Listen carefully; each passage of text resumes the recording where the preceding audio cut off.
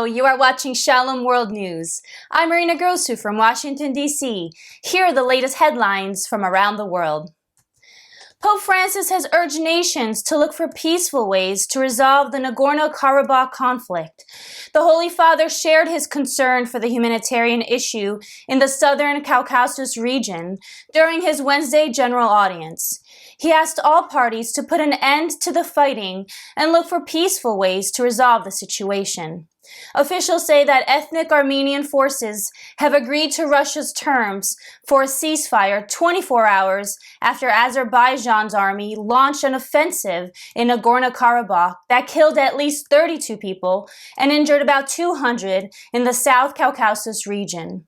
The Holy Father also recalled martyred Ukraine and expressed his prayers for former President of the Italian Republic, President Giorgio Napolitano, who is seriously ill. Cardinal Konrad Krajewski, the Prefect of the Dicastery for the Service of Charity, has expressed his sorrow on the Tuesday night Russian missile strike on a Caritas Spes warehouse in the western Ukrainian city of Lviv. The Polish-born cardinal said over the phone from Ukraine that the Dicastery for the Service of Charity routinely used the warehouse to distribute the Pope's humanitarian goods to those in need. Cardinal Krajewski said he was pained to know that the Russians attacked the warehouse to eliminate the chance of providing aid to those in suffering. The Caritas Spes warehouse housed power generators, which were later distributed to the most isolated regions affected by the conflict. According to Caritas, the fire destroyed the warehouse, including almost 300 tons of humanitarian aid. No casualties were reported. As Ukrainian President Volodymyr Zelenskyy argued for greater military aid against Russia before the United Nations and the U.S. Congress, an increasing number of Republican senators have voiced concerns about handing the nation tens of billions of additional taxpayer cash. On Tuesday, Zelenskyy urged global leaders to stand against Russia at the United Nations conference in New York City. The United States has already approved more than $113 billion in humanitarian aid and military support for Ukraine throughout the war. But President Joe Biden is asking Congress to approve another $24 billion in emergency funding for Ukraine. In a statement provided by his office, Republican Paul Gosar said that he will continue to oppose any funding requests to perpetuate the needless death and destruction on both sides in this war. The International Society for Civil Liberties and Rule of Law, also known as Inter-Society, has condemned the kidnapping of over 30 people in Enugu State, Nigeria, between September 16th and 17th, including a Catholic priest. The human rights group has also called on the state's police chiefs to take action against local insecurity or step down from their positions. Father Marcellinus Obioma Okid was abducted on September 17th on his way back to St. Mary Amofia Agu Afa Parish of Enugu Diocese, where he serves as parish priest. The parish has released a prayer appeal for the priest's safe release. Inter-Society slammed the police force in Enugu for looking the other way as Islamist Fulanis wreak havoc on Christian populations in the Nigerian state and in the entire southeast region of the West African country. Member of the European Parliament Bert-Jan Ruijsen pled for more action on the European level to protect persecuted Christians. He said thousands of Christians lost their lives because the European Union kept silent about freedom of religion. Ruijsen emphasized the need for the EU to take stronger action against violations of freedom of religion, particularly in Africa, where thousands of lives are lost due to this silence. Ruijsen held a conference and exhibition at the European Parliament to raise awareness about the persecution of Christians worldwide. He called the freedom of religion a universal human right and said the EU has a moral duty to protect freedom of religion. A series of new reports have revealed that Islamist jihadists operating in Mozambique are forcing Christian women who have been kidnapped to convert to Islam and using some of them as slaves for sexual exploitation.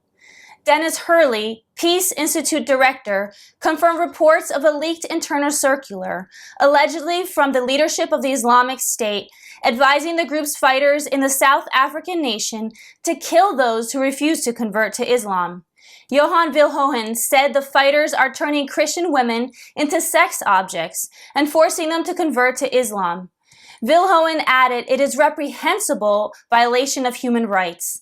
The leaked internal circular shows the terrorist group advising its members to conduct medical tests on enslaved women before distributing them among fighters and killing those who refuse to convert to Islam. Texas Republican Representative Chip Roy and 25 House Republicans presented a resolution to repeal the Freedom of Access to Clinic Entrances Act, also known as the FACE Act, which the Biden administration has frequently used to punish pro-life demonstrators. The FACE Act, which was passed in 1994, punishes people who engage in so-called violent, threatening, damaging, and obstructive conduct that prevents people from entering abortion facilities. The act would be repealed because it is an unlawful exercise of federal authority and has been used as a weapon against people who have particular religious and political beliefs. Roy said in a press release that Biden's Department of Justice has brazenly weaponized the FACE Act against Americans across the political spectrum simply because they are pro-life. He said the FACE Act is an unconstitutional federal takeover of state police powers and it must be repealed. Israeli military operations in the occupied West Bank and unrest in the Gaza Strip have killed 6 Palestinians. Palestinian health officials said that the deadly violence between Israel and the Palestinians over the last year and a half has surged to levels unseen in the West Bank in 2 decades. Israel has stepped up its raids on Palestinian areas, and Palestinian attacks against Israelis have been mounting, while tensions also appear to be spreading to Gaza. The Associated Press said that about 190 Palestinians have been killed in the West Bank since the beginning of the year. Israel claims that the majority of those killed were militants, although youngsters protesting the incursions and others who are not taking part in the clashes have also died. At least 31 people have been killed in Palestinian attacks against Israelis since the beginning of 2023. A U.S. congressional committee demanded answers from the State Department as to why Washington had not yet placed limits on some officials connected to abuses in the Chinese area and demanded that the U.S. fully impose sanctions against China for its Xinjiang policies. The State Department claims that Uyghurs and other primarily Muslim minority groups from Xinjiang are the victims of an ongoing genocide, and Congress has recently introduced laws to put pressure on China. Mike Gallagher, the committee's chair, said in a letter to Secretary of State Antony Blinken and Secretary of Homeland Security Alejandro Mayorkas that the United States must take action to hold China's perpetrators accountable and thus disincentivize further human rights abuses against the Uyghurs and other groups. Beijing, however, denies any abuses in Xinjiang. The UN's political affairs chief has said that civilians pay a heavy price as the senseless violence between rival militaries continues in Sudan. Rosemary DiCarlo called on the National Army and Rapid Support Forces to lay down their arms, more than 5 months after they began facing off in the streets of Khartoum. She told a high-level ministerial event at the UN headquarters in New York that only a meaningful ceasefire that would lead to a durable cessation of hostilities could end the suffering. The fighting has now destabilized the entire region, leading to the deaths of more than 5,000 Sudanese people and displacing millions both within the African nation and across 7 national borders. Thousands of protesters chanted outside the United Nations General Assembly building that Iranian President Ebrahim Raisi and his government were terrorists and murderers who needed to be brought to court. A sizable group of demonstrators called to bring down the terrorist regime in Iran. They called for both Raisi's and Supreme Leader Ayatollah Ali Khamenei's prosecution by the International Court of Justice in The Hague for crimes against humanity. The protesters slammed U.S. President Joe Biden's decision to release $6 billion in Iranian oil revenues in exchange for Tehran releasing the 5 American hostages. The protesters said that handing over billions of dollars to the theocratic regime would only fund additional terrorism sponsored by Tehran. In his first interview with a Western news organization since the death of 22-year-old Mahsa Amini in police custody triggered public outrage last year, Raisi said that the unrest was allegedly fueled by Western powers and that Iranian forces had peacefully treated protesters. A British member of parliament described the violence in Manipur as a silent attack on Christians in India during a debate in the House of Commons.